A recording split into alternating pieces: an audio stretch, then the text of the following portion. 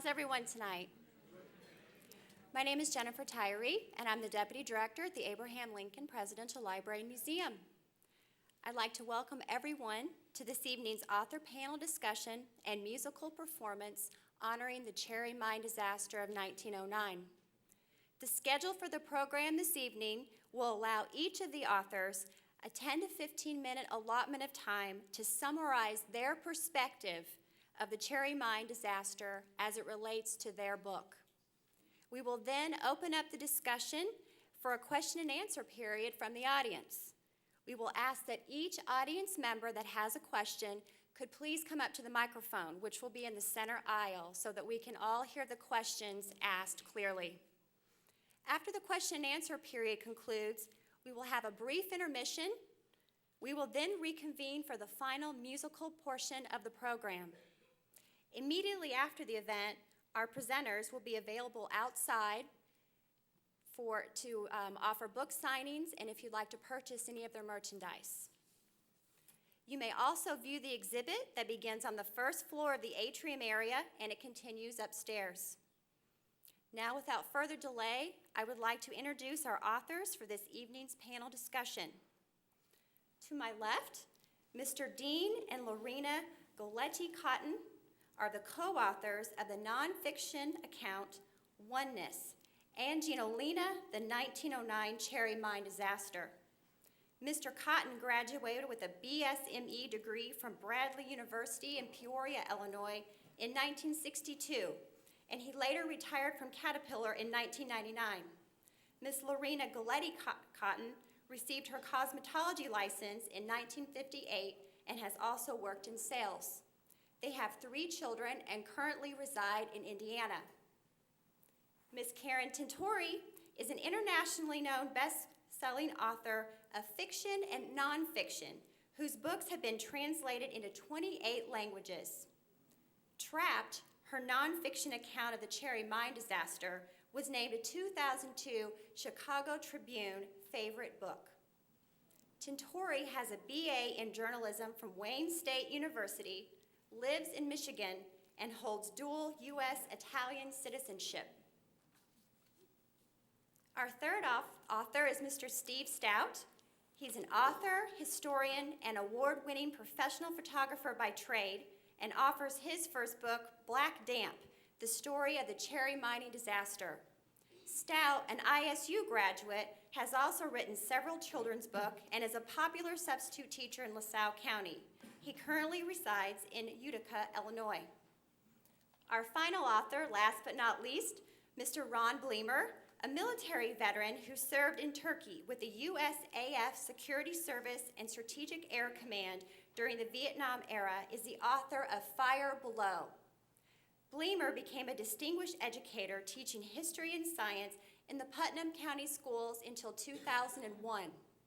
Following his retirement, Bleemer continues his passion for teaching as an instructor at Illinois Valley Community College and has self-published several books on the Illinois Valley.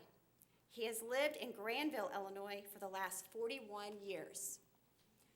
Now that you've all been able to hear a little bit about our authors, we're going to start the evening out with Mr. and Mrs. Cotton to give their perspective of their book. Thank you. Good evening, everyone. My name is Lorena Goletti-Cotton, and my husband Dean and I wrote the book Oneness, Angiolina, the 1909 Cherry Mine disaster. I grew up with this story of the Cherry Mine, and my grandmother, Angiolina, my dad's mother, her first husband, Augusto Sargenti, died at 25 years old in the mine. And my grandmother was expecting her 3rd child, who was born 12 days after the mine. This is one of many stories and how they all survived. My husband, Dean Cotton, did all the research, and I also want to thank the Lord for he was guiding me. But I'd also like to say just one more thing, that when my father came to America in 1929, where did he go? The Cherry Mine. But he didn't stay there very long. So, but that was kind of ironic how it happened. My husband, Dean Cotton. Very good, thank you, dear. Oneness is an obscure but definable word. When put into context, by the end of the book, you would know what the word oneness means. Angelina, again, is her grandmother, Luciano Galletti, and the name Galletti, looking at the etymology of the word, means gallant and gala, warrior. Cotton means to come to understand. Now, I met my wife when she was 17. I was 18. My family also has a lot of coal mining experience. I was born and raised in Mendota, Illinois, which is 12 miles northeast of Cherry, on Interstate 39, north of Interstate 80. In 1861, my wife's family and my family ancestors crossed paths. Her heritage through the Galettis was in mining. My heritage was through mine management. In 1861, in Braceville, Illinois, Nathan Cotton, my great-great-grandfather, planted the town. There's a cemetery in that town, also called the Cotton Cemetery. The reason I'm giving you a little bit of this history, because there is fate in what happens in life. None of us would be here tonight if we weren't somewhat connected in some fashion. As I look around this room, I see Italians, I see Germans, looking at facial features. Back in 1909 and the 1900s, you probably wouldn't have seen this. The Italians had their areas, the Germans had theirs, the Swedes had theirs. But in the 1909 Cherry mine disaster, you would think it was all Italians. Of the people that perished, approximately 30% were Italians. The rest are other ethnic backgrounds. In the little town of Cherry, these people didn't intermingle. They kept to themselves. The Italians had their own taverns, the Swedes had theirs, and it was the kids that ended up bringing us all here today. It's the future generations is why we're here today. When, in 1889, starting out from Italy, Luigi Galletti came to America. He left his wife and one of his daughters, or two of his daughters, in Italy. And in so many cases, when people traveled, they would leave their families behind. The men would go off and seek work. If you look at Italy, in the Emilia-Romagna area, north of the Apennine Mountains, you got a little town in the foothill called Fano. To the north, there's a little town called Pavolo. Pavolo, Italy today is about 15,000. Fano is probably around 3,000. And I want to let you know right now that my wife or I, neither one have ever been to Italy. So another little area you got up north, you got Modena. That's a town of about 15,000. Modena to Fano is about 45 miles. Fano to Pavolo is about 16 miles. All these little villages spread around in the rolling hills. Let's go back, let's take ourselves back to Italy. And in some of your cases, it may be France, it may be Germany, it may be something else.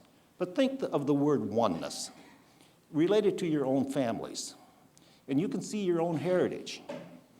What started us to do this book? It could not have been written before its time. My wife's parents passed away. My parents passed away.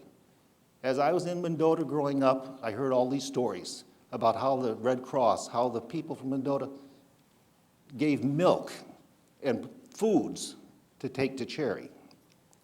I heard her stories. Because we got married so young, I grew up with her story, and she grew up with my story. After her mother died, we sitting around the house one day, and my wife said to me, "You know what, Dean? I don't know my people. Who am I? Where did I come from?" Well, I know my genealogy, and I know where I came from. In fact, I got a direct heritage link to Abraham Lincoln, if you go way back in time. Thanks. I know I do. Not that it means anything, but you know, we're all related in some fashion if you go back far enough. And it's an occasion that we're here tonight in the Lincoln Library. In 1889, when Luigi Galletti came to America,